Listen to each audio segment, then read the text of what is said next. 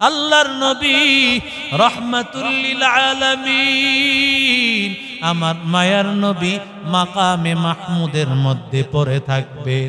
ওই জায়গায় পড়িয়া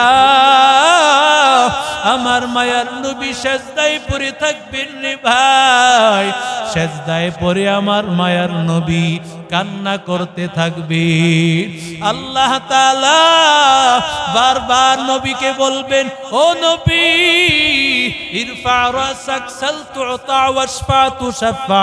নবী মাথা মুবারক উঠান, কি চাইবেন চান, সুপারিশ করেন, আমি আল্লাহ কবুল করব। আল্লাহ তাআলা নবীকে বারবার বলবেন।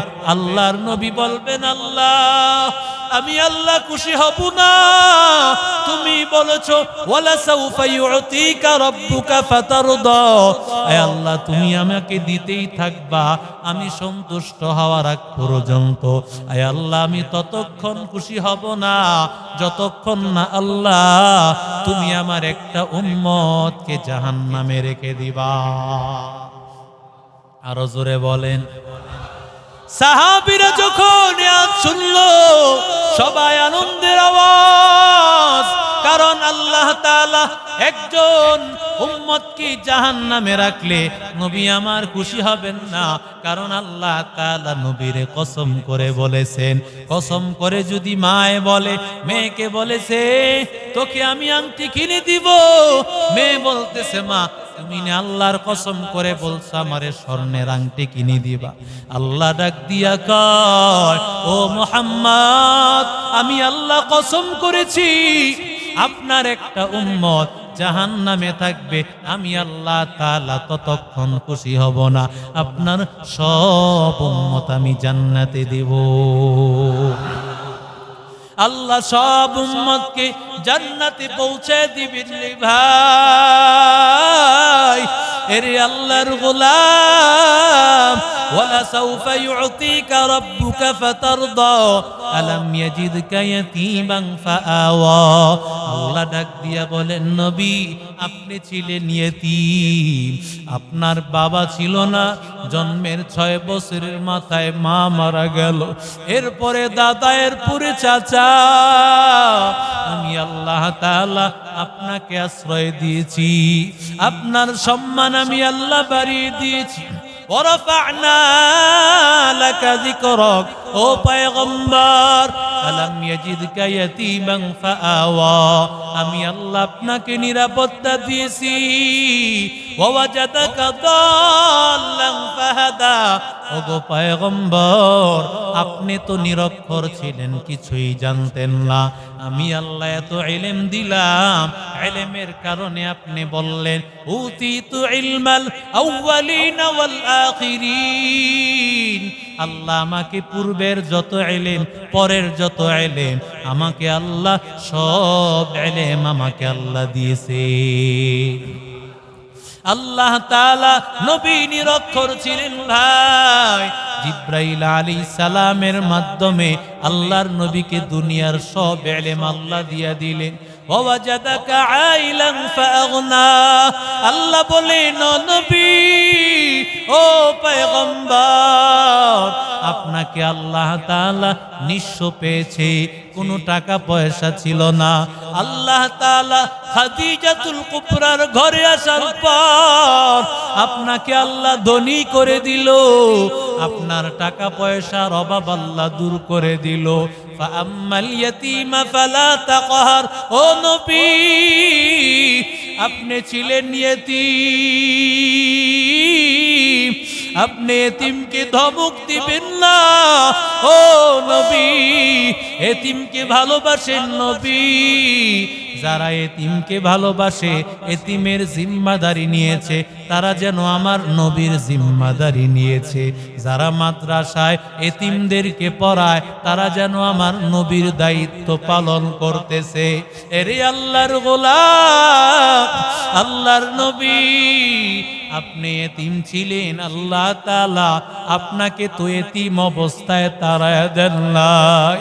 ফাআম্মাল ইয়াতীমা ফালা তাকহার, এতিমকে ধাক্কা ধরে তাকে ঘাড় ধরে বের করে দিবেন না, ভাইটা মারা গেছে, ভাতিজা এতিম হয়ে গেছে, বোনটা মারা গেছে, আমার ভাগিনা ভাগিনী আমার কাছে বড় এতিম। এরি আল্লাহর গোলাম, ছোট ভাই বাবা মারা গেছে, ছোট ভাইটা বড় এতিম। এই ছোট ভাইটাকে তাড়ায়া দিও না, ভাতিজাকে তুমি অংশ থেকে বঞ্চিত করিও না, বোনকে বঞ্চিত করিও না। আল্লাহ বলে তুমি বঞ্চিত করবা, দুনিয়াতে আল্লাহ তোমারে লাঞ্ছিত করবে, শেষমেশ দেখবা তোমার কাছেও কেউ আসবে না, পচে পচে তুমি মারা যাইবা। তুমি হক মেরে খেয়েছো, এতিমকে তোমার কাছে জিম্মাদারি দেওয়া হয়েছিল, এতিমের মাল নষ্ট করো না, এতিমের হককে নষ্ট করে দিও না। ফাআম্মাল ইয়াতীমা ফালা তাকহার ওয়া আম্মাস সাইলা ফালা তানহার। আল্লাহ ডাক দিয়া বলেন, যারা সাইল, যারা ভিক্ষুক, প্রয়োজন হলে যদি মনে করো তাকে সহযোগিতা করা দরকার, ওকে সহযোগিতা করবা।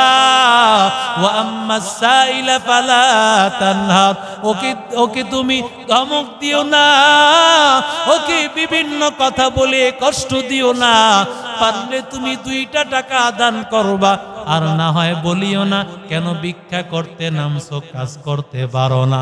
না না রে ভাই, একটু চিন্তা কর, যেই বোনটা, যেই মহিলাটা ভিক্ষা করতে নেমেছে, আল্লাহ তাআলা চাইলে আমার বোনটাকে, আমার মা, আমার মেয়েটাকে আল্লাহ এই রাস্তায় নামাইতে পারতো।